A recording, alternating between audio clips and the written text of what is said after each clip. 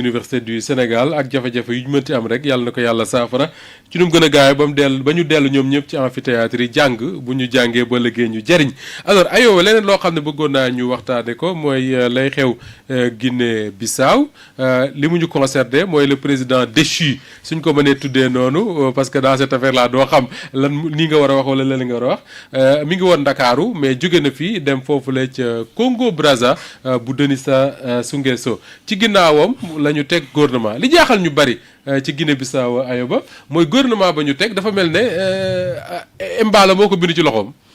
loolu en fait c'est ça. parce booy que lire tur yi moom wax dëgg yàlla c'est une bonne partie de l'équipe d'Embalo ñoom ñoo ñëw constituer le même gouvernement dont son directeur de campagne et ancien ministre des finances yi nga xamante ni moom la ñu tabb. waaw premier ministre parce que ki nekkoon directeur de campagne directeur de campagne yow moo def élection moo def élection.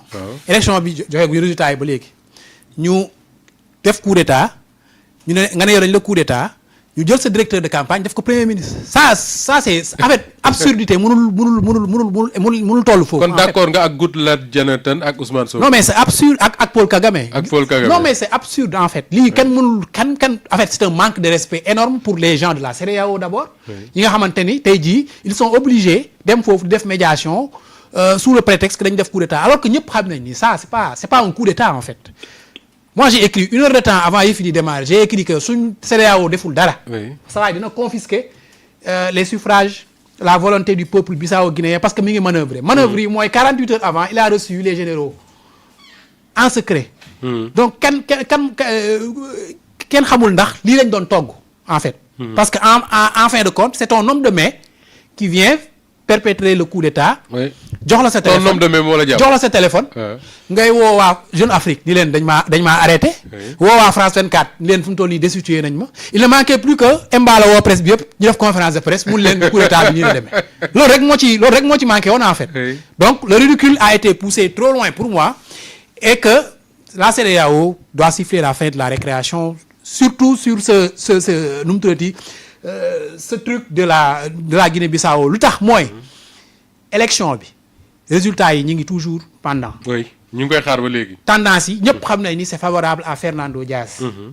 donc tey jii mënuñu ñëw à 48 heures après l'élection ñu fomenter benn semblant de coup d'état tout simplement parce que bëgguñu opposition bi ñëw bëgguñu opposition bi ñëw. jël pouvoir le premier ministre en a parlé à l'Assemblée nationale ça a fait vraiment le tollé surtout sur le plan international beaucoup ont dit que en tant que premier ministre. du woon cëram pour mu yëkkati kàddu yooyu personnellement su ma doon chargé de com Ousmane Sonko. du ma ko conseiller. mu utiliser le terme combine. mais su ko deful woon ce ne serait pas Ousmane Sonko en fait.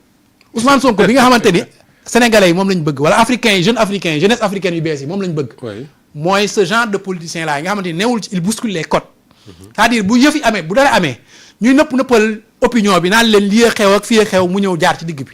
ni leen lii xew xam ngeen yéen ñëpp xam ngeen ni combine la. quitte à gêner même le président. parce que ça gêne ñëpp xam nañ ni combine la. parce que c'est ça la vérité en fait. sénégalais yi ak africains yi loolu la ñu xam ci suuf léegi ñi leen di diriger bañ ko wax ci kaw. et puis loolu day doon benn sorte de fracture entre les populations ak ceux qui les dirigent. Ousmane Sonko nag fracture boobu la daal di rétrécir. moo tax boo gisee xale yi topp ko. jeunesse africaine yi ku ci nekk keroog bu mu waxee propos yi ba pare ku ci nekk seen boo duggee teelu Burkina wala nga dugg teelu Mali. dugg teelu Côte d'Ivoire tous les jeunes sont fiers des propos tenus par Ousmane Sonko. parce que dirigeants yi nga xamante ni tey jii ñoom yore di ci tàmmuñu leen loolu tàmmuñu leen dëgg yooyu. CEDEAO bi nga xamante ni tey jii moom la ñu bëri tuddee le syndicat des chefs d'État. saa yu ñu génnee c'est pour défendre un. des leurs. Quand ils ont sorti le communiqué c'était pour défendre. pour sauver. ñi nga xamante ni mooy Embalo mais bu Ousmane Sonko ñëwee wax ni lii ñëpp xam nañ ni combine la.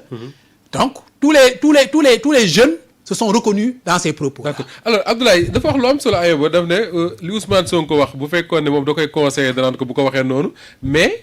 le fait que mu wax ko c'est ça qui fait Ousmane Sonko finalement. su ko wax loolu du nekkati Ousmane Sonko. waaw mooy dëgg. beneen bi mooy pour la première fois en tout cas man bari mu lu ma koy dégg du ma ne première fois en Afrique mooy un coup d'état am Paul Kagame Goodluck Jonathan le premier ministre du Sénégal ne lii du coup d'état. waaw mais parce que nu mu demee xam nga yow sax ak Ayoba lu mu retracé yëpp boo demee ba naan militaire yi dóoreen ay sox pour dëkk bi xam ne am na lu xew fii mais c'est problématique.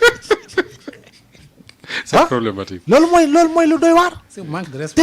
te encore une fois xoolal tey jii nii li ma gën a metti mooy Mali coup d'état dafa am. ñu def ko embargo économique. oui xoj ko laa lay wax Niger coup d'état am fa ñu def réunion chef d'état-major yi ne préparer une intervention militaire. au Niger. Gambie. waa Gambie Yaya Jammeh bëgg ëlëb quartier comme nu ko Embalo defee nii. c'est-à-dire que ñu yóbbu fa CEDEAO sous commande du Sénégal ñu jëlee ko fa kii def prestation de serment bi ñu daal di koy installer. mais pourquoi la Guinée-Bissau ñu naan la ay président en exercice de la CEDEAO moo fay dem pour lan dem waxtaani ak ñi fa xam ne ñoo fa nekk yow ki ñu ne annoncé moo def coup d'état bi bokkul ak ki nga xam moom la ñu désigné comme président de la transition. bokkuñu. waaw tu vois un peu. donc c'est problématique ak li nga xam ne moo fa xew. Embalo dëgg jàpp naa ni il a joué et malheureusement xam nga il n'a pas été un bon metteur en scène.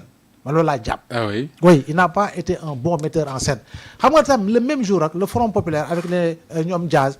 def nañu communiqué ba wax lii. ne lii nii Embalo moo ko orchestré. dafa daanu fi ñu ko doon xaaree. voilà nga dem jël Domingos Simões Pereira bi nga xam ne moo jiite parti bi ay PAGC écarté nga ko kooku ñoo dooleel Diaz ñu battre campagne ñu war la gagner nga ne doonoo xaar damay confisquer le pouvoir jàpp naa nag malheureusement Guinée-Bissau foogoon nañu dina def avancée notoire si wàllu démocratie. gannaaw bu ñu falee Embalo. mais Embalo simulé na fi lu ne. nekk na bitim réew. simulé fi sax attaque au palais. waaw propre palais. waaw attaque palais. boobu bëggoon na seet nu muy tasee assemblée nationale bi. ba nga xam ne effectivement Domingos Simões Pereira bi nga xam ne moo fi nekkoon war a am nekk prémisse ba pare am doole ci parlement bi. naka lay affaiblir. d'accord ñëpp. c'est problématique. ce qui se passe en Afrique. Ayoba est-ce que tey Sénégal bokkul ci intérêt vu les relations wala boog la proximité diggante Sénégal ak Guinée-Bissau d'abord ñu suivre le processus de très près mais suñu mënee exiger comme ni ko Macky Sall exigé woon en Gambie que le processus électoral dem jusqu'au bout aussi que mu dem jusqu'au bout. oui la volonté du peuple bissau-guinéen pour man moo jiitu lépp te dañ ko war a respecter donc un retour à l'ordre constitutionnel loolu pour man c'est la priorité de la CEDEAO et du Sénégal bi nga xamante ni c'est un voisin immédiat de la Guinée-Bissau parce que yaa ngi wax léegi pour kenn ni tey jii si Macky Sall a réussi à un peu stabiliser la Casamance c'est parce qu'il avait nu mu tuddati Adama Barrow et Embalo à ses côtés c'était très déterminant ci li nga xamante ni mooy stabilité zone boobu et que loolu pour man su fekkee suñu propre sécurité wala propre sécurité zone u Casamance bi dafa dépendre sur ces voisins là on doit faire en sorte que ci dëkk yooyu mu am une certaine stabilité politique te loolu gis naa ne ci Guinée-Bissau bu ñu seetaanee en tout cas lii nga xamante ni moom mooy déroulé wu daal di continuer stabilité politique boobu daf ñuy rëcc fële ca Guinée-Bissau moo tax war nañ def lépp ba li nga xamante ni mooy volonté peuple bi ñu respecté ko mooy la volonté des urnes et le choix c'est évidemment porté sur Fernando Diaz Costa et pour man loolu mooy li nga xamante ni mooy intérêt Sénégal. D'accord il nous reste 2 petites minutes Abdoulaye ñu consacré ko ci un fait de société mooy soxna si nga enfin mi ngi tudd Bakary Badji ñu ne am na 67 ans juróom-benn fukki at ak juróom-ñaar soxnaam moo ko sotti ndox mu tàng mu génn àdduna li ko waral mooy daf ko utal ujju gis nañ fi également benn vidéo qui fait le tour du net benn waaye bu